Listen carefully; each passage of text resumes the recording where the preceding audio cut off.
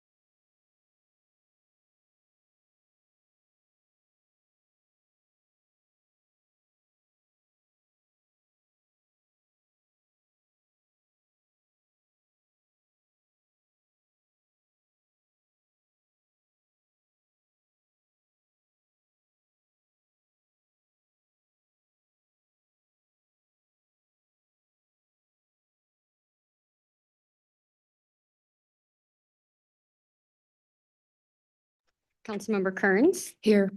Councilmember Mosley, Here. Councilmember Motney, Here. Councilmember Dannenberger, Here. Councilmember Straza, Here. Councilmember Hendricks, Here. Councilmember Ward, Here. Councilmember Lee, Here. Councilmember Scott, Here. Mayor Brady. Here. At this time, we'd like to move to recognition and appointments. Excuse me, I'm sorry, the presentation of the City of Bloomington Police Officers Commission. I think the Chief Symington will come forward and we have some announcements and congratulatory resolution.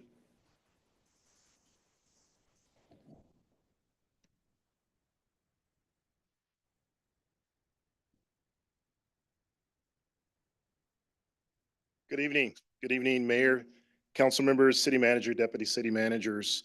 I stand before you with great pride to acknowledge the exceptional accomplishments of two Bloomington police officers who are receiving their commissions tonight.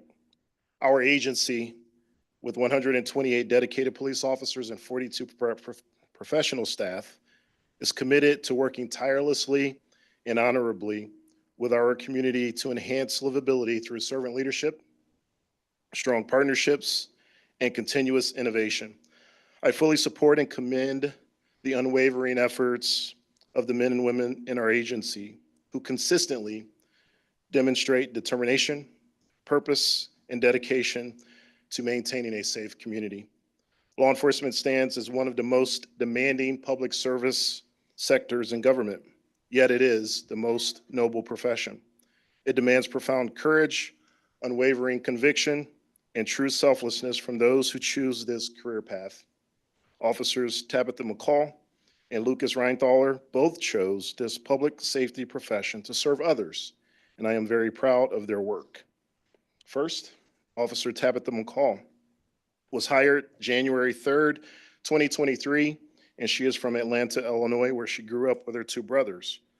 Her older brother, Brian, was also hired as an officer here at the Bloomington Police Department 5 years ago.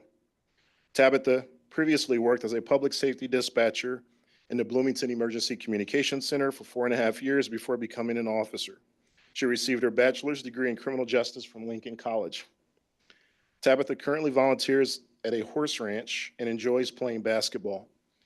She also spends her time with her chocolate lab, which she adopted after graduating from the academy. She earned a top 10 recognition for DUI enforcement in 2024. Tabitha has demonstrated she can outwork her brother, Brian, at times, although he will never admit it.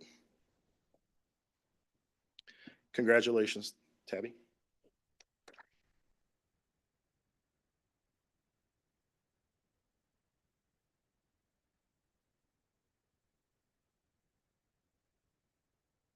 Officer Lucas Reinthaler, he's joined today with his mom, Linda, and girlfriend, Katie. He was hired May 1st of 2023 and is from Hayworth, Illinois, where he was raised by his parents, Brett and Linda. Lucas grew up with his two older sisters, Elise and Claire. Lucas graduated from Hayworth High School, where he played basketball, baseball, and football. He went on to attend Ellsworth Community College in Iowa Falls, Iowa, to continue his baseball career and completed a business administration degree. After graduation, Lucas returned home and worked at LKM Mowing and Landscaping in Normal as a foreman for approximately 2 years prior to joining the Bloomington Police Department. In Lucas's off time, he enjoys fishing, hunting, and other outdoor activities with his father. Regrettably, he is a St. Louis Cardinals baseball fan, and he enjoys watching the Cubs play the Cardinals. Lucas has enjoyed his time with the Bloomington Police Department, where he continues to gain great experience and training, and he also received an exemplary performance citation in 2024. Congratulations, Lucas.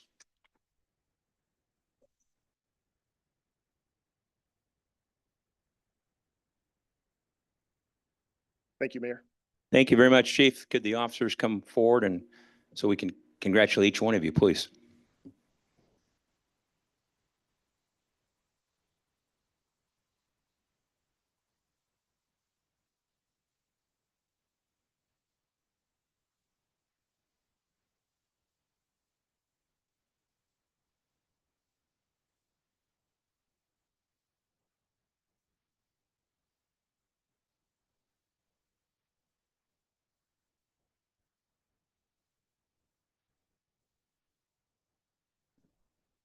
Once again, congratulations. Thank you for your service. I think at this point, we're going to move on to the proclamation dealing with Building Safety Month. Is there any representatives that are here for that? If they'd come forward.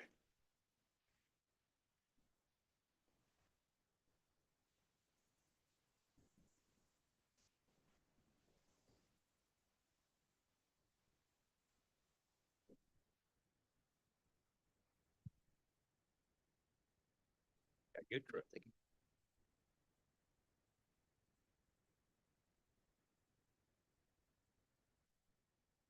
I'm going to go ahead and read the proclamation. Yep. Okay. Yep. This being Building Safety Month proclamation, the city of Bloomington is committed to recognizing that our growth and strength depends on the safety and essential role our homes, buildings, and infrastructure play in everyday life.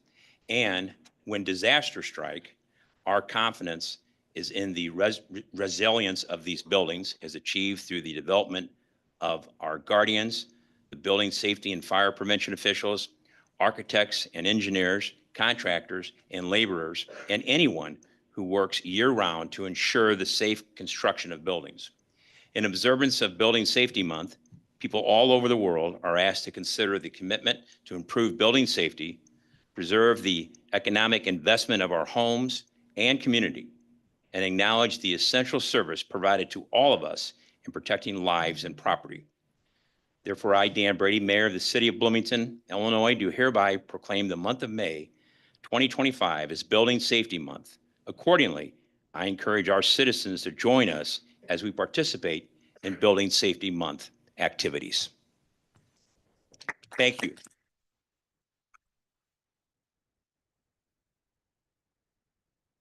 Thank you, Mr. Mayor, Council, and City Manager. For those of you who don't know me, my name is Chris McAllister. I'm the building official for the city. Thank you for giving us the opportunity to recognize Building Safety Month and the important work done to protect life and safety in the city of Bloomington. Tonight, I have with me several of the inspectors from the Building Safety Division. These individuals are the ones that are out there in the field, making sure that homes and businesses are safe. And I wanted to take this opportunity to thank them in particular for the hard work that they do to help protect our citizens. To my right here, I have Gail Price. He's one of our fire inspectors. To her right is Clint Kilpatrick, who's one of our multidiscipline inspectors. And to his right is Bill Dodd, who is our residential building inspector. And last on the end there, we have Eric Lehman, who is our plumbing inspector. As a part of Building Safety Month, materials are being provided on our website to help promote building safety. These documents include tips on a number of different building topics and help describe the many different aspects of building safety. Some of these documents will also be sent out via weekly social media campaign. Again, thank you for your consideration.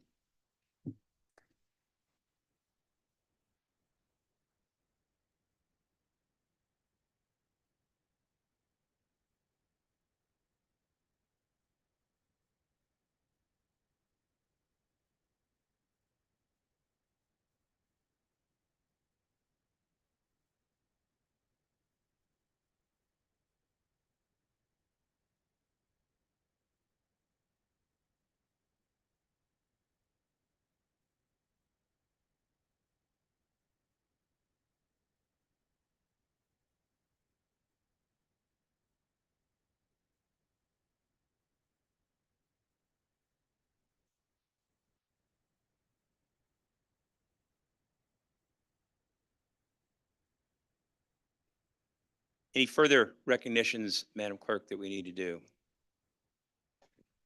Next up, we'll have the recognitions of boards and commissions appointments. Okay.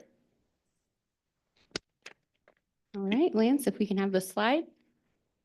And if we would just ask that if you're present to be recognized, please go ahead and stand when I call your name.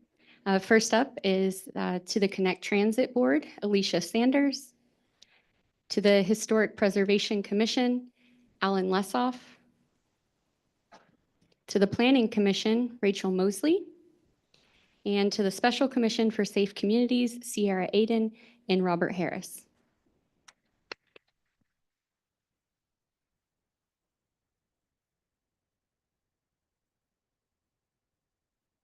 Thank you all for your service very much. We appreciate it. Now, at this point, ladies and gentlemen, we're going to move to public comment. That is Madam correct. Clerk? Yeah, so first, we did receive emailed public comment from several people. Let's see, we have Joe Strano, Larry and Carrie Van Gundy, Crystal Abel, Darlene Dabney, Andrew Eberline, and Tom Powell. All of the public comment were provided to council ahead of the meeting. And then, Mayor, after you say a statement, we will move forward with public comment in person. We have 4 people registered. We'll start with Sabrina Berkowitz. Thank you very much. And a reminder to our speakers this evening, 3 minutes are allotted to each one of you, which will be timed. And we just ask for the simple mutual respect to all of us that you are respectful in your comments. If you're not, then your privilege is going to be revoked and your time will be moved to someone else. So up first. Sabrina Berkowitz, and then to follow will be Matthew Tosco. Thank you. Thank you, Mayor and Council, for having me and giving me a few minutes to speak tonight. I'm here to speak on behalf of Home Sweet Home. And as a 25-year resident of Bloomington and a former employee of Home Sweet Home, I wanted to talk about the resolution on the agenda tonight. On April 6th, the Pantagraph published an article from the series of Pieces from Our Past. I don't know if you read that, but I like history, so I do. And it told the story of a very stubborn Bloomington City Council that refused to address the housing crisis that was happening between 1937 and 1947. And it was such a crisis where more than 800 homes were listed as deplorable, 900 had no indoor water, 800 had outdoor restrooms. It was pretty bad. And in a twist of fate, there is a boxcar encampment in the same spot where we have a tent encampment today. And coincidentally, a homeless man also died there in 1947. Well, when I read this, I was just overcome with disgust at the legacy that that council left us. And here we are reading their shame almost 100 years later. Tonight, you have the opportunity to pass a resolution supporting Home Sweet Home's The Bridge Project. And by doing so, you would demonstrate care and concern for not only our city's current residents, but for our future ones as well. And by supporting this resolution, you're also creating a positive legacy that will shine in the history records 100 years from now. We've seen an outpouring of support for this project and the community's trust in Home Sweet Home to carry it forth and make it a success in both of the public forums. And now is the time to allow Home Sweet Home to move forward with the Bridge Project. So I urge you to please vote for the resolution tonight when it comes up on the agenda and ensure that our current residents and City Council go down in history as the ones who took action to make a difference. Thank you. Thank you. All right, next up, we have Matthew Tosco, and then to follow, Robbie Ozinga.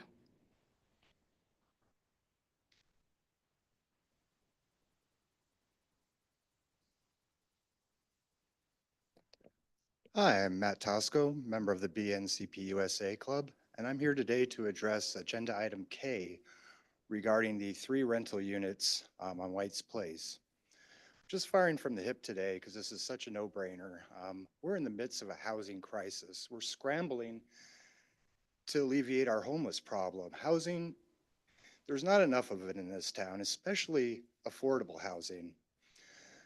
I think it's deplorable that people who live on White Place, a beautiful street, 2 blocks, tight-knit community, the kind of community we all look to and wish that we had, you know. They have parties, the best trick-or-treating in town, and yet this is the second time in 2 years that they've wanted to reduce the number of rental properties on their street for petty reasons, a little bit of parking issues. Yeah, I think I saw something about strain on utilities, but this building's been 3 units since 1930. It's never been a strain on the utilities. It looks like the landlord's willing to work with, you know, the residents, assign parking spots, put up a fence. Now is definitely not the time to be removing an affordable apartment off the market. It's just unconscionable to force an eviction so that somebody has a little bit easier time parking their car. I really hope this council has the wherewithal to take agenda item K, remand it to the Zoning Board of Appeals with all the pressure you can muster, with every tool in your toolkit to tell the Zoning Board of Appeals that we need 3 units in that building. Do what's right for the town, not 1 or 2 residents' petty wants. Thank you. Thank you. All right, next up, we have Robbie Ozinga, and then last will be Liam Wheeler. Good evening, Mayor, council members, city staff. I want to start by saying thank you so much to you and to the entire community for the ways you've come out and respectfully shared your various perspectives on the bridge project presented by Home Sweet Home. I'm a downtown Bloomington business owner, and I, along with several others, have come out along with several faith leaders, health and human service professionals, to stand up and support this project. And so thank you, Dan Brady, for fostering the conversation, and Councilman Cody Hendricks for bringing this action forward tonight, as well as to the entire council for participating. I want to kind of piggyback off what was already mentioned here in terms of who we've always been as a community. When I look at our community, we've always been 2 things. We are compassion in action, and we are those who boldly invest in our future. A few highlights. When you go back to 1865, we as a community stepped forward to care for the orphans left from the Civil War in founding and building the Illinois Soldiers and Sailors Children's School. And in that same year, we as a community helped start the Salvation Army. In 1880, the Catholic community started St. Joseph Hospital, and in 1896, the Methodist community followed with the Deaconess Hospital, which is now Carl Bromen. Acts of faith and courage to meet real needs. In 1902, our Methodist deaconesses continued by helping found the Baby Fold to care for infants left behind by the orphan trains. And on Thanksgiving Day, 1917, Home Sweet Home Ministries was born to provide food, shelter, and dignity for our city's poor and downtrodden. This compassion didn't stop with those generations. Obviously, it continues to live on today with our many vibrant nonprofit leaders and organizations and faith communities. Additionally, we are a community that doesn't just dream, we innovate, we invest, and we build. In 1857, we stepped forward to house the Illinois State University Normal and invest in new ways to invest in the next generation through public education. 1916, Funk Seeds introduced the first hybrid corn seed, transforming agriculture across the globe. In the 1920s, we gave rise to State Farm and later Welcome Country Financial, both ideas that grew into institutions that are still rooted in our community today. And there are countless other businesses and entrepreneurs who have and continue to innovate, invest, and build right here in our community, quietly but powerfully shaping our shared future. So tonight, this isn't a new kind of decision. This is who we've always been. This project reflects the compassion that built our past and the boldness that will shape our future. My children, our children, and the grandchildren who are watching, and they are watching, will remember how we responded when our unhoused neighbors needed us most. So let's honor the shoulders we stand on. Let's continue the legacy that we've inherited, and let's build this bridge together. Thank you. Thank you. Next. All right, last up is Liam Wheeler.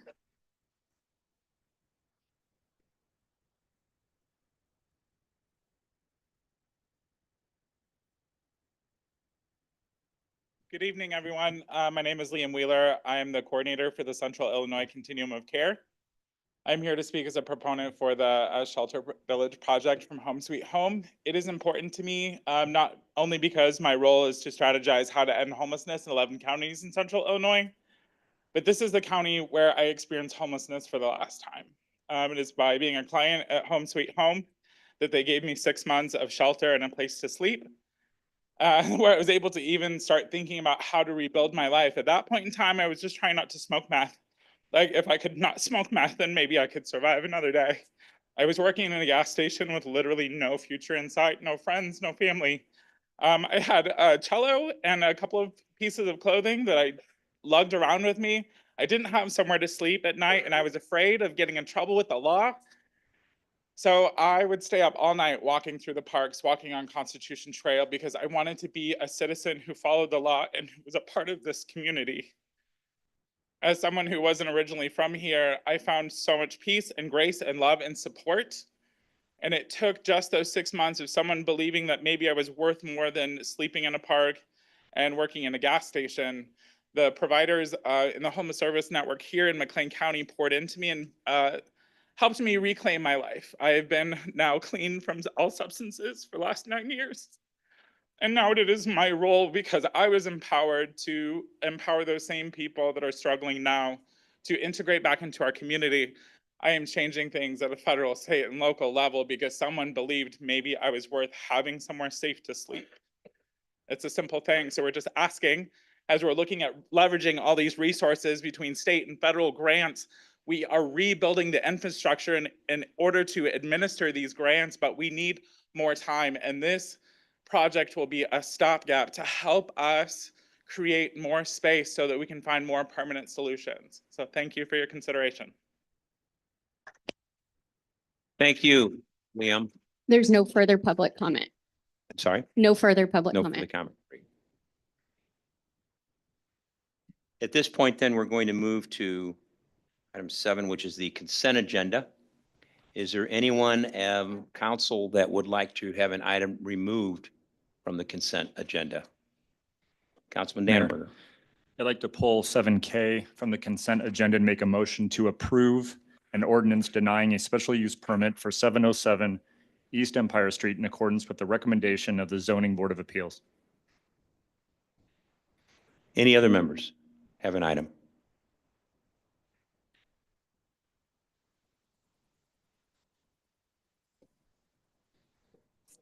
So if not, we're going to go ahead and take up the remaining consent agenda. I'll move approval. Second. Second. Thank you. If you'd get ready to vote on the screen there, thank you.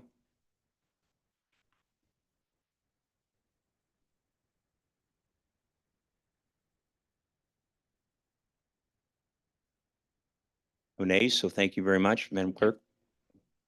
All right. Next, we'll go back to the item that was pulled. Can we do that? Okay. Let's go back to the item, and Councilman Dannenberger. First, I want to speak on this. I'm going to recuse myself from this particular discussion and stuff. Okay. Thank you. That was Councilman Straza. Now, Councilman Dannenberger. I'd like to repeat the motion, and I'd like to make a motion approving an ordinance denying a special use permit for 707 East Empire Street in accordance with the recommendation, the unanimous recommendation of the Zoning Board of Appeals. I'll second. All right. Any other comments before we vote? Okay. I'll speak Go to ahead. this. I would encourage my fellow council members to vote against the denial. We have a housing crisis in this community, and the idea of putting one more family on the street flies in the face of reason and flies in the face of compassion. And I would challenge my fellow council members to consider that these are our neighbors. And I wonder which of our neighbors, of those 3 families, if only 2 of them can stay there, which one are you going to put out? They are our neighbors. These are real people. Can I? Rebuttal? Yeah. It's not necessarily a rebuttal. It's just right now, I walked over to 707 East Empire today. There's only 2 units there. 2 people are living in there. No one's getting evicted. No one's voting on an eviction here. We're trying to make livable units. We have a case study on this that this exact council, minus our newcomers, already voted on. It's called One White Place. This same council, most of us voted and since lost. We have 9 units in in a Victorian house right across the street from 707. This is our case study on this. It's never been more than half rented. There are units in there right now. You can all pull up your phones, pull up One White Place, and you can go rent one right now. They're available because they're not livable. And that's the same exact thing that's going to happen with 707 Empire. That third unit is not a livable unit. It's the same size, same dimensions, and same sustainability as the basement apartments over at One White Place, which no one lives in. So I agree. We do have a housing crisis, but one unit at 707 Empire is not going to fix it. What will fix it are real housing solutions, like the State Farm building, like the Verizon complex, and maybe the shelter village that we're going to vote on later tonight. One unit at 707 is not going to move the needle either way, as we've already seen at One White Place, which again is 40% occupancy right now. And because we're going to get the NIMBY stuff, I don't even need to get into the parking. I don't need to get into the enhanced law enforcement calls we've had at One White Place. We don't have to get into any of that. Those units are not livable, period, end stop. Councilman Hendricks. Are we able to ask questions related to the history of this property as it was presented at ZBA? Yeah. Can we, so the council has previously denied this, right? 20 years ago? And it still moved forward technically as a 3? So to be clear, you can consider what's in the record for the ZBA hearing. And the people that are best suited to answer the questions of what's in that record would be, what was it? No, I want to call it ECD director, but I can't get over the ECD, Development Services Director, sorry. And they're both right here. Yeah, my question is just related to that point that this, 20 years ago, went through ZBA, came before council, was denied by council, and then operated as a 3-unit after denial? So in And 2006. I'm sorry, just for the record, if you could identify yourself. Sure. Alyssa Pemberton, Planning Manager. Thank you. In 2006, at that time, the property owner applied for a special use. Staff and the ZBA at that time unanimously recommended approval. Council denied that special use. The city had sent an enforcement letter, you must reduce to 2. The instruction to do that was remove the kitchen, basically. That was never done. Since then, the property has turned over hands. At any time, you can request a special use. There's not that gap in time the way there is on a zoning map amendment. You could be denied today and come back again tomorrow and ask for the same thing. But yes, this different property owner 20 years ago, this was denied at council, though the recommendation going forward was the same. Okay, this process has seemed confusing at the least of the back and forth, and I don't, in my opinion, believe that anyone is necessarily to blame. But the concern for me revolves around that denial that was present, that was not upheld, and the precedent that sets moving forward.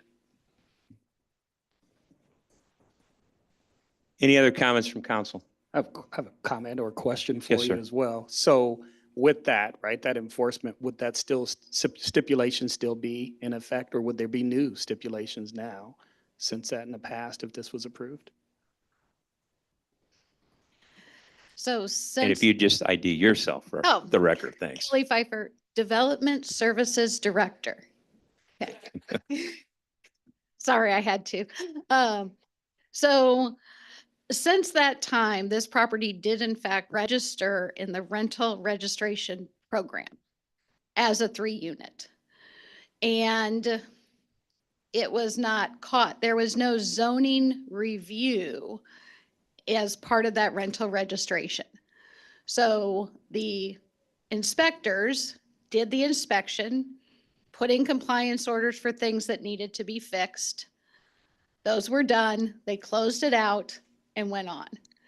So though we were all in one group, the planning, the zoning part of it was not consulted. So they were involved in the city. They did comply with the registration, but it's when we became alerted, like you can't have 3, you need a special use. At this point, if you deny the special use, that'll go as a record. We could even file it with the property. But again, they could appeal and come back. So, but no, there seems to be a gap, unfortunately, with staff that it was not followed through on. Thank you. Any other members of council with a question? Yeah, I do. Thank you. So Councilwoman. basically, the new property owner is doing what they were supposed to by registering the rental property and following the rules.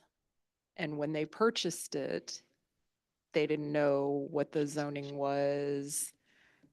So basically, they're being penalized for following the rules.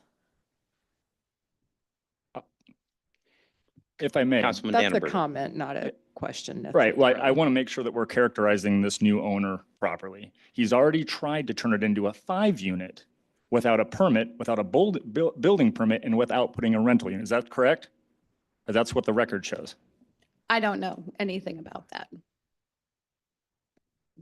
We have no evidence of that based on building permits, applications, or anything like that. We did receive a public comment to that effect, but it was through, yeah. Right. So this affects my ward. And on Friday, when the agenda came out, my porch was packed with people talking about exactly what this new owner had tried to do.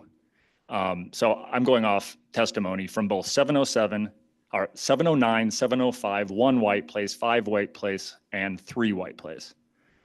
So this new owner has not followed the rules. I don't think that's a fair or equitable characterization at all. He knew he bought a 2-unit. He even says so. And trying to turn it into a 3 without a permit it's illegal. We need to set a precedent where we're doing the right things. If he wants to appeal, fine. But I would argue that we need to support and do the right thing, do the legal thing, and support ZBA's recommendation, which again was unanimous because they had the whole packet and they had all the testimony. I don't think it's fair to have a characterization of this new owner as all above board and up to snuff, because that is not what the testimony reflects. Any other questions from members of the council? Madam Clerk, you're set to take a vote. We are. Just as a reminder, Dannenberger is the motioner and Montney was the seconder. Just to Go ahead and vote, clarify- please. Just to clarify, a yes vote denies as in alignment with what the Zoning Board of Appeals had recommended unanimously that we do. That is correct. Okay, thank you. Yes.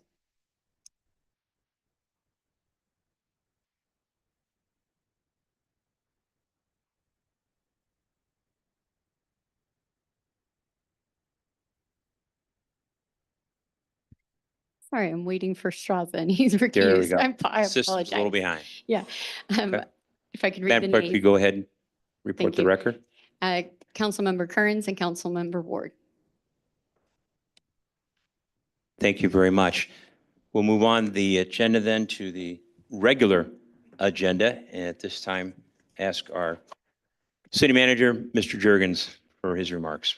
Thank you, Mayor and Council. We're going to ask our Water Director, Ed Andrews, to come forward and give us a brief update on the city water and an action item that we've changed since the packet was released, but the Water Director will get into that. We're hopeful we're not going to need this treatment, but we want to go ahead and have the council approve it just in case, based on the numbers that we get. And I'm going to go ahead and turn it over to Ed Andrews again. Thank you, City Manager. It's always good to come here and share good news. So we'll introduce a few quick update slides and then allow the discussion to proceed. Next slide. Just wanted to update everyone on lake levels. Lake Bloomington is actually flowing over the spillway. So that's a good condition. We are pumping off of Lake Bloomington right now. And then Lake Evergreen is just a foot, a little less than a foot below normal pool. Both are plotted on there, and you can see both are in increasing recovery or completely recovered. Next slide.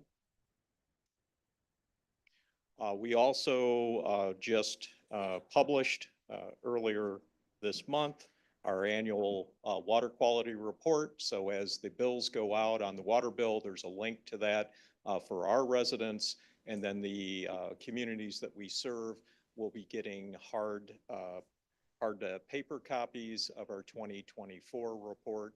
All items are within operational parameters, including lead at 1.3 parts per billion,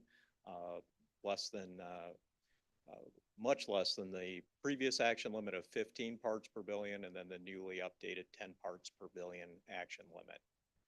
We also have links on our website to additional information that'll get you a deeper dive into the month-over-month reporting that we supply to IEPA, in addition to that annual summary flyer that goes out by requirement. Next slide. Water quality monitoring. You can see a spike at the end of April. On April 28th, we saw microcystin start climbing back up, which is around the time that we drafted our communication to council. We have turned the page, and we have some updated communication with IEPA on the next slide, demonstrating that their feeling is that we're on the backside of this event. So just a quick summary, we started adding a PAC feed on a temporary basis back on March 3rd. To date, we've added just a little over 60 tons of material. Lake Bloomington, we had the algicide treatment back on March 27th and 28th. That was the first lake treated because at that time we were still pumping off at Evergreen. We made the switch back to Bloomington on April 7th as we saw those levels recede considerably, and then did a first round of treatment on Evergreen. Again, that spike 2 weeks ago caused enough concern that we wanted to be in the ready in case there would need to be a second treatment. So that's the resolution consideration coming forward tonight. Next slide. Again, Friday evening at 5:10, communication from IEPA that their feeling was that we were on the backside of this HAB event. That's harmful algae bloom in long script. They are asking for us to do one more weekly sample that was obtained today, and then we'll wind down with 3 one-month samples, and provided everything holds, we'll be clear of our previous HAB event. Next slide. And just kind of a snapshot on why we would be concerned about microcystin. 0.3 is the level that we would be required to impose a drinking restriction on children under 6 and pregnant women. We've never been more than 25% of that level on finished water, but we certainly don't want to climb any higher than we would, like to keep it low or eliminate it. So it has relaxed and is in recession now at 4% of the action limit in our finished water going out the door. Next slide. I kind of clicked through the IEPA requirements. They did require continuing pH and dissolved oxygen monitoring, which we do manually from the boat. But we also have deployed some monitoring buoys. We've had those on the lake for a number of years, but those are out and are reporting live to the hydrosphere cloud, which the agency can review as well. And that is my final slide. So any questions that might have, I'd be willing to answer. Members of the council, questions? Representative Motney? Question?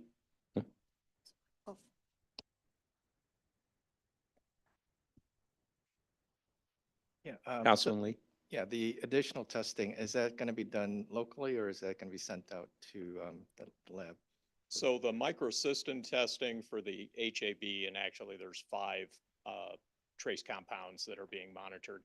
All of that's been done down in Springfield at the IEPA lab. So we've gathered the samples and they've run those as part of the reporting and monitoring. So that's been in their lab on that. Other members?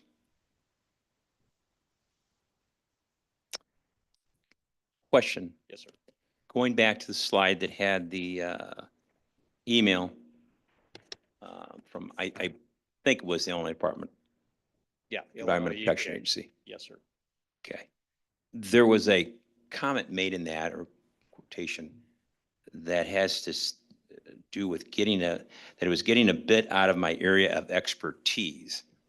I'm assuming that's the individual who was the author of the email from Springfield? Actually, that's our regional engineer. So Okay. I took everyone's name out except mine. So Matt Talbot's our field engineer. That, as mentioned, like the sampling that's being run is down through Springfield at their central lab. So he's deferring, you know, he doesn't want to overstep that, keep in coordination with IEPA lab in Springfield. Okay. And so if it's out of his area of expertise or getting out of that, there's someone else that you have a relationship with and confidence in Absolutely. to deal with. Chris Johnson is head of permit section and is also in charge of the lab. So we've been in close coordination with Chris Johnson and the lab folks when we did the algicide treatment. We made application to them ahead of that for their review. We actually were granted permit for up to 10 treatments this season on the algicide. And I think maybe you covered this earlier, but if you could just expand upon it. The testing part of things now at this stage, the EPA is Illinois EPA is recommending a change in that, meaning less testing on a monthly basis, weekly basis? Right. We have had weekly testing since February. I'd have to roll to the next slide to pick up where that actually began with the agency, but we were a declared HAB. Thanks, Lance. Still can't read it from here. We were a declared HAB event in mid-February, and that's when we began weekly monitoring, sampling with IEPA. So in addition to the taste and odor, which we've actually been sampling that since the taste and odor event of last fall for geosmin and MIB, once the HAB started to develop, we did a self-reporting with IEPA on that and have done weekly testing since February. And so now that we're on the backside of that event with the algicide treatments and where we're at on those finish levels, they're winding down. So that's what I would share as a very positive sign. I'd rather defer to the agency to help make that call on when we would wind down that monitoring than ourselves, you know, to have that backstop of the parent agency having that review and saying, yep, last week sampling today, and then 3 1-month samples to wind down the event. We'll continue on taste and odor monitoring. We're making that transition to our own equipment in-house, but have run all those tests with IEPA down in Springfield throughout. Thank you. Any other questions from members of the council? Okay. Thank you very much. Thank you. I'm going to make a motion at this point to vote on the item. A motion to approve. I'll Second. Okay.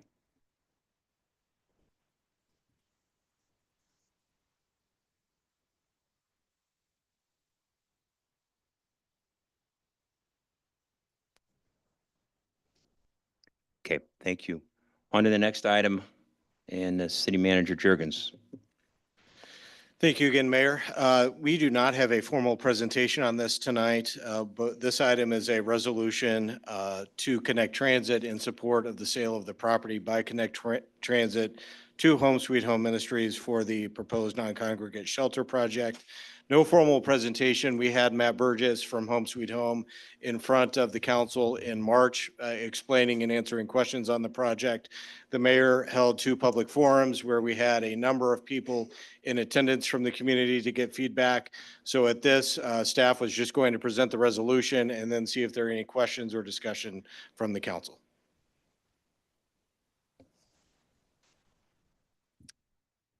Mr. So in Mayor. your packet, questions? I'm sorry. No, you're Councilman good. Hendricks. I would just make a motion on 8B, consideration and action on a resolution supporting the sale by Connect Transit of 104 East Oakland to Home Sweet Home Ministries for a non-congregate shelter project. I'll second. Seconded by Councilwoman Ward. If I could just make a couple quick comments. Sure. Thank you, Mayor. I strongly support this resolution of support for the proposed shelter known as the Bridge. I really want to take a moment to thank Matt Burgess and his entire team for their vision and extreme persistence in seeing this project through, and also especially to City Manager Jeff Jurgens, who, from the crisis that we've seen with the unhoused, he's really helped in bringing so many stakeholders and partners together to be able to address this and help in a meaningful way. To me, this shows this project really represents collaboration. It represents a step forward and one that's really rooted in dignity and care. Is it going to be perfect? No, nothing ever is, but it's a start and it's the right start. For too long, we've waited for ideal conditions and many, many locations to pop up to act, while too many of our neighbors have gone without shelter. This is a chance for Bloomington, in my opinion, really to model compassion in action and be a representation for the region. I think the aspect now that we need from the community is for all of us to be united in this effort, to be supportive of Home Sweet Home Ministries in their along with many other service providers in tackling the crisis that we're seeing for the unhoused. And what I don't want to see is finger pointing or blame when something doesn't work out entirely perfect, because again, nothing ever does. And so I proudly support this resolution. Thank you. Councilwoman Otney. So, yeah, I appreciate just the opportunity to share a few comments myself. And, I really want to also thank our public commenter today, Liam, who shared his objective to eradicate homelessness. And I think, obviously, that is something that all of us would love to see. What I haven't seen in the discussions in the last year is a robust discussion about how we ended up where we are today. And I think it's important to have that conversation. I think this council should be provided with information to help ground us in the history and in the significant increases that it appears have occurred in our community over these last few years. I understand from reading articles in the news that a continuum of care homeless assessment was done approximately the week of January the 30th of this year. I haven't been able to find record of that report online, but I did find reference of a quote from that report on WGLT indicating an unhoused population, which I believe is analogous to what Matt Burgess shared on March 17th as those who were unhoused, period, not in any of our local shelters. I wasn't able to find the current report online. However, I did find the HUD reports for 2020, 2022, 2024. And if you haven't had the opportunity to take a look at those, you can find those by Googling. I bring this up because it's of grave concern to me how we went from, in that particular category, in 2022, again, according to the U.S. Department of Housing and Urban Development, an unsheltered population of 22 people, to in 2024, 60, And then in 2025, again, just referencing the WGLT article, because I have seen no other reports, despite requesting it several times since I learned that that count was out there, from 60 to 130. To me, that is incredibly significant to see that type of increase. And I think it's imperative that we all kind of understand how that happened. So to ground myself in understanding, those trends in other communities, I know there's a concept that we're discussing that is likely going to move forward in this shelter as being one of low barrier or no barrier, which essentially will allow people who are currently having struggles with addiction, something that I know is very significant issue, and many of us have personal experiences with that subject, to be in this facility without requiring care. And so just again, looking back and replaying the March 17th discussion and going and look at the other communities that were cited in that, I just wanted to share the statistics from Denver that were discussed came from the overall all-in Mile High dashboard, which is page 1, and that page still exists on the dashboard for the city of Bloomington. Up until April the 24th, that dashboard also included a page 3, which was specifically the data just from the micro communities and hotels. So that was the low barrier, no barrier population. The outcomes and exits from that particular segment in Denver is significantly concerning to me. When you look at this, 19 of them have passed away, 258 returned to homelessness, 61 of them in jail, and 105 of them unknown, which according to a newspaper article I read, the mayor said, if it's unknown, it's generally a negative outcome.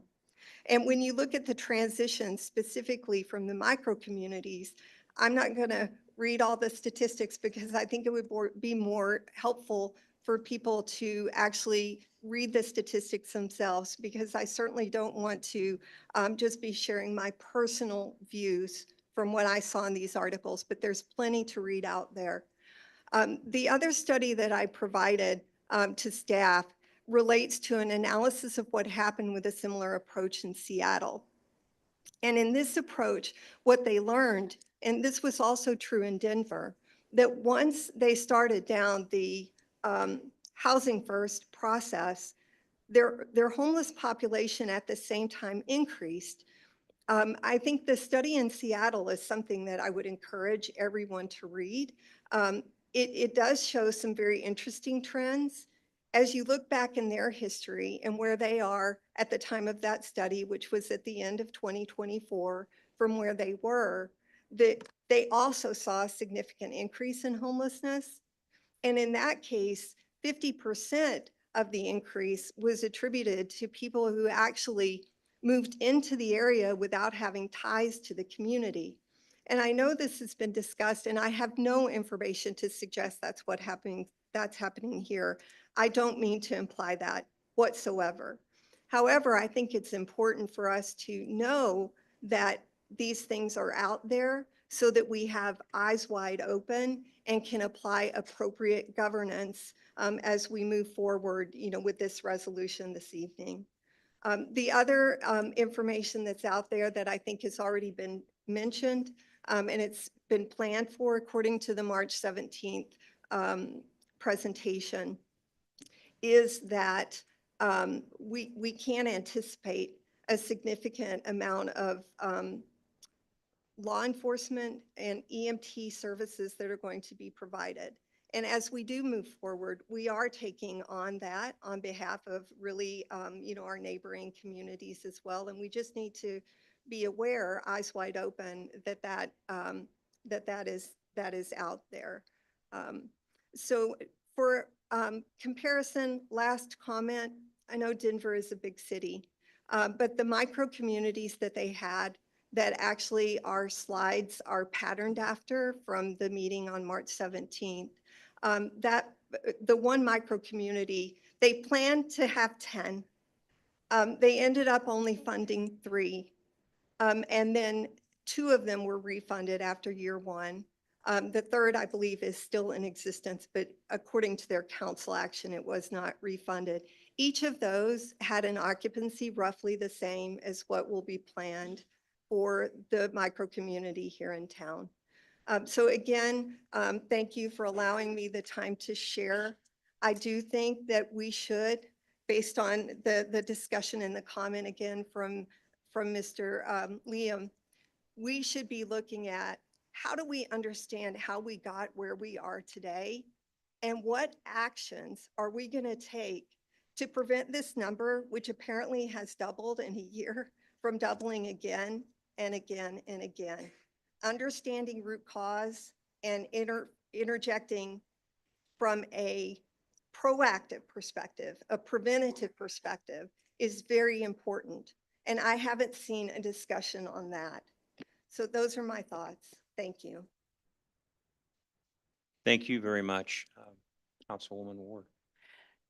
I thank you for the opportunity to speak to this, and I do speak in support of this resolution, strongly in support of this. I also appreciate what Council Member Montney suggested in terms of wanting to understand the particularity of our context, and I do invite that conversation to continue. That notwithstanding, that conversation has been going on for years. I've attended some of those meetings. Those meetings are happening, those conversations, those data are out there, they're being discussed. And frankly, I trust the people who have been attending those meetings, some of whom are in this room, to give us recommendations about how to proceed. And the amount of work that's gone into putting this project together shows that they are very focused in on our context. I would point out that the populations of Denver and Seattle are fully 3 times the population, 3 to 4 times the population of Bloomington Normal each. So close to 800,000 people live in those communities. And I just don't think I think it muddies the waters to try to compare those experiences to the particularity of our experience here and the hard work that has gone into coming up with this proposal. And so I support this proposal in its particularity. I think the location is an ideal one. These are human beings that we are talking about. We're not talking about trash to go in a trash dump. We're not talking about animals to live outside. We're not talking about machines to live in a garage. We're talking about human beings who deserve to have a roof over their heads, however small.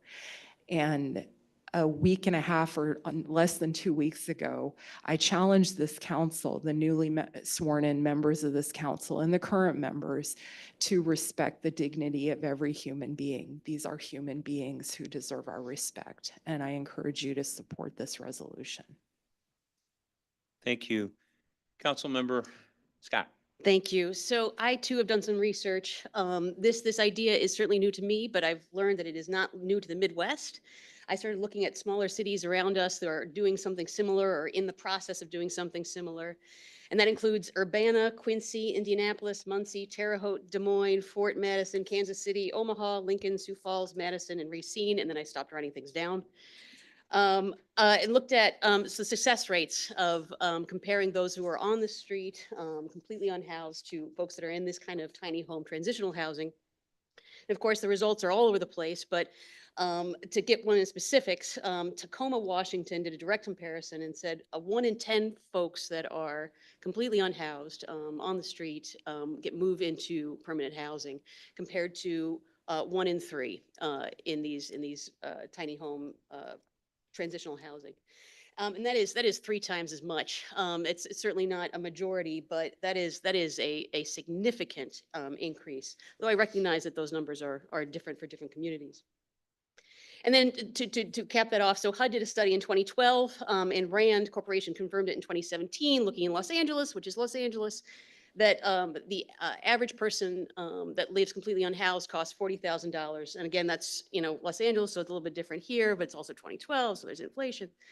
But the point is that, and the success rates have got to be, they're dependent on services. They've got to be in a location where services exist, where it's not an additional transportation. So I too support this and from compassion's sake, and because it makes potentially some good financial sense. Thank you. Councilmember I think she was first. Motney, Go ahead, by all means. Mosley? Yeah, I just want to say I'm going to support this resolution, and the reason I'm going to support this resolution because I respect what all of you guys said, especially with you, Councilperson Ward. I will all agree we need to respect each other and all human, but I think we need to start somewhere, and this is a bridge, and I think we as a council and our skin is limited in this game. Besides supporting the resolution, I think we need to come up with some more drastic opportunities to address this, including research, right? To understand what that root cause is. But I think we need to allow and support Home Sweet Home's perspective to move this forward. Because I know we have a lot of things that are on our dockets coming up. And then I hope that a lot of those are going to address homelessness. So I wanted to be on the record that I support this resolution. Thank you. Councilmember Motney. Sure. I just wanted to share a few questions that were just sent to me at the last moment. And again, these aren't buying or selling for, or again, but it's just questions that I received from my predecessor here on the BHCC. And it really just talked about also as we move forward with the services being provided, just a question and a comment about how important it is that services be provided in the spirit of what the continuum of care is has it in their purview to achieve. And just questioning how we will balance the funding across the capital investment and the operating cost, and also the mental health service providers that will be tending to this population. So within that, I think most of these other questions have been answered in the other discussion. So thank you. Thank you. Any other members with comments? Questions? Before we vote, I would like to ask our city manager, Mr. Juergens, for a few comments. Since none of us in this room have the crystal ball to know what's going to happen and how this plan is going to proceed, I would like to ask a few questions. If you could clarify for us the responsibility of the city of Bloomington, financial or otherwise, explain the permitting process, and if problems that are beyond all of our control, what recourse does the city of Bloomington have in which to deal with it through permitting, et cetera? Thank you, Mayor, and I'll maybe try to address those in order if I can remember. So there's no financial request from the city in support of this project. There is a request from the shared sales tax funding that goes to the county. They have bid for projects to help with the homeless issue. And my understanding is that they are looking at a grant award that would help fund this. So that is something that is ongoing, but no direct financial support from the city. The property is zoned properly, so the city will not need to reconsider zoning of the property. This will, however, require a permit. It's an administrative permit that is issued from the city. That will be, they'll have to submit a concept plan. They'll have to provide other information and material. That permit will be renewed annually. And if at any time that Home Sweet Home is not in compliance with the concept plan or the permit requirements, or if the project were to become injurious or a nuisance to the neighborhood, the permit could be revoked. So there is some control that the city will have over the project. But otherwise, this is, what we are waiting on is for Connect Transit to sell the property to Home Sweet Home. Connect Transit wanted some sort of a nod from the city before they engaged in that. And so this is that formal nod from the city council signifying that they approve of the transaction and they are supportive of the project. Okay, thank you. Also, with encouragement from the council, if you would all seem that it's appropriate, I would like to ask our colleagues at the town of Normal to also consider a resolution like we have here tonight before us. So if I see some heads bobbing up and down, that is a sign to me to please pursue that. Is there a way for us to amend the resolution in front of us to include that language? Certainly, you could make a motion to amend the resolution to include a request that the town also provide a formal resolution in support as well. I'll make that or that proposal. I'll second. I do have a question. Will that slow down the process that they are looking to move forward because they will not have a town council meeting in the time necessary? So actually that will hinder this process. Why would it hinder the process? That was going to be my question as well, right? Does it matter if Normal elects not to, if we're going to support or not support? It's in Bloomington. I'll leave that to our city manager, but to Councilwoman Motney's point, in my times of going through the areas of the encampments, whether the individuals were from out of state, local, or otherwise, this is certainly a Twin City problem.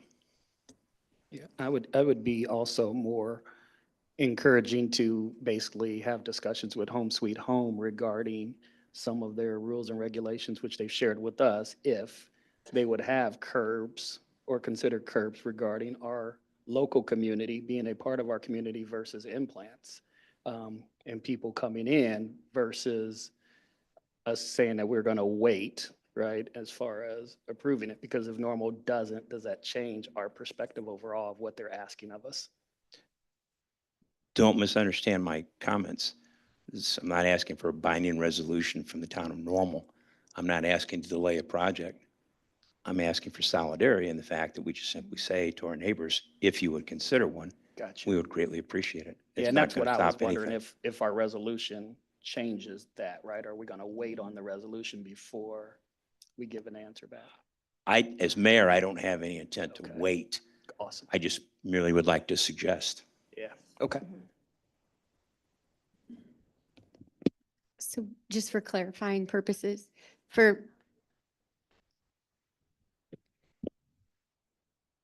I'm sorry. We've already had our comments. Not at this point. Thank you, though. Anyone else from the council? I think Councilmember Ward had her light on before me. Apologize. I'm just confused about where we are at this point. I just wanted to clarify also, so we originally had a motion from Hendricks, seconded by Ward, to approve the resolution as presented. And then Councilmember Ward wanted to amend. And there was a second over here, male voice, sorry, was it Dannenberg? Okay, I wrote that down, just want to make sure. But I think, and Chris Spanos can correct me, would it be easier if Hendricks would like to accept the amendment or no? Okay, all right. Do not I just wanted to clarify. That makes it a little bit easier, but so we could just move forward and we would take the one motion first and then the second to amend it? Yeah, motion to amend first? Correct. Yes. And then, okay. All So right. just, I Yeah. just had then two other comments if you're finished. Go ahead. Go ahead. I don't want to slow anything down. I don't understand how simply encouraging Normal to do the right thing would slow this down. And if somebody could clarify that for me, I will make a decision on whether I'm going to withdraw my amendment or not. Yeah. I think for me, the big thing is if the language, and Leslie, maybe you wrote it down, if the language is, and would strongly suggest to our Twin City partner to do similar, that's fine. But if we say we pass this and would like to do so in conjunction with Normal, absolutely not. To a point of clarification, if I may, that was my comment originally, was simply to suggest to the town of Normal that they have their own separate resolution speaking to this issue. We move forward with our own as we are tonight and about ready to vote on. And we could, the motion could be, if you wanted, just to add a sentence to the resolution, if that makes you feel better about it, to encourage the town of Normal to also pass a resolution like that. I Then think then it wouldn't be dependent upon, that happening or anything. we okay with that? I'm okay if okay? it's an encourage, but not contingent upon. We can pass this if they choose not to. Councilmember Monty. Yeah, just in the spirit again of due diligence about funding to the city, two specific comments. One, I just replayed this afternoon, the meeting of March 17th. Comments were made about braided funding, layering on grants and other support, and it included reference to the city of Bloomington. So I just want to make sure that we're aware, again, due diligence, eyes wide open to the implications for us. And then secondly, again, contextually, one of the micro communities, if you Google the one that was not refunded within an 8-month period, there were 2,000 police calls. And this isn't, about the scale of our city because it was a 60-unit micro community, and our micro community units, I believe, will be 58. So they're really close there in size.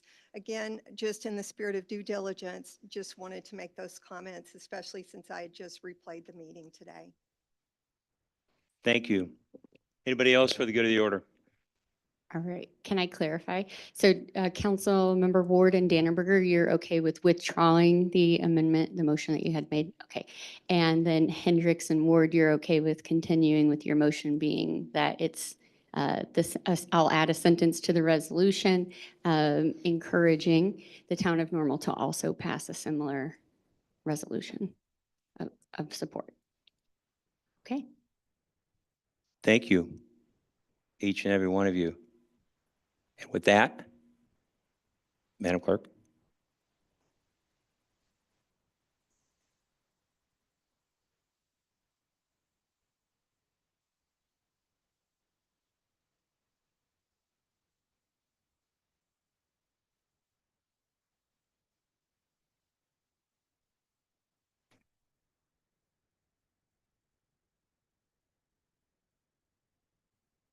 Thank you. Now I think we'll move on to our city manager's discussion. Thank you again, Mayor and Council. And if you could pull up my report, just a few quick items to bring to the community and the council's attention tonight. If you could go to the next slide. First, want to draw everyone's attention to what I think was a really exciting event over the weekend or last week. Bloomington Junior High last week, they trained over 400 students in CPR. In conjunction with our fire department, State Farm, and the Red Cross, all 8th grade students were trained in CPR. This is the first time we've held an event like this, and I think it's really exciting to think about that type of training being all throughout our community. So wanted to highlight that for the council tonight. If you could go to the next slide. Also want to congratulate staff. A lot of hard work goes into our bond ratings, and we recently got a reassurance and a reconfirming of our rating, the highest AA. Appreciate our finance director, Scott Rathbun, and all of his staff, and Ed Andrews and all of the water staff for this. They did this work as we get ready to go out for a $33 million bond. That ordinance will be on the May 27th agenda. This is for part of our $400 million 10-year plan for water infrastructure. Many of it's mandated by the state and federal government, but we are going to start working on those issues, and the first bond will be before the council at its next meeting or its last meeting in May. Next slide. Want to also give a preview to some events that are to come. We are working on becoming the first certified city in human trafficking, to be able to identify human trafficking, what we need to do when we spot it. Our employees will be trained in this endeavor, and we will be considered a partner in peace with the Center for Prevention of Abuse. We are also working on some code updates to help address human trafficking. So again, that could come as early as the last meeting in May, and then in July, we'll look to roll out the certification with the Center for Prevention of Abuse. Next slide. Just real quick, if you haven't seen it, I'm not one of the 1.3 million people to see this, but one of our greatest, in my opinion, one of the most exciting exhibits we have at Miller Park Zoo is our new anteater. And if you haven't seen it, you've got to go and you've got to see it. But apparently it going to sleep has gone viral on the internet. So I can't wait to see it. Haven't seen it yet, but check out the video and check out the exhibit if you haven't done that yet. Next slide, please. Then also just want to give a shout out to staff for putting on a great day, the Family Fun Day at Tipton Park. We think about 700 residents there. 28 different entities participated in it, and a great turnout and a real success. I wanted to thank our great park staff for putting that on. And then our last slide, we are in the process of wrapping up bulk pickup for the season. It ends this Friday. They had some catch up they did today, but they're back on schedule. They're doing a great job, and those crews always do a great job. It's not an easy task to pick up all the bulk within the community, but we appreciate their efforts, and they're doing a great job, and they'll be done with that this week. And Mayor, that's all I've got. Thank you very much. Next is the mayor's discussion. What I'd like to do is just simply thank all those on the council. May 1st, those of us who were elected into office were sworn in, and those who were reelected were sworn in as well. So thank you for being part of that ceremony, and those who presently are in council and were not up for election. Thank you for being there as well. With that, I simply want to thank everyone again, and I look forward as your new mayor of the city of Bloomington to working together. And as I said in my remarks that night, anyone with ideas of how we move forward and deals with issues, my door will always be open. So thank you very much. And then I think we have discussion from council members. Council member? Anyone? No? Okay. Council report? Okay. All right.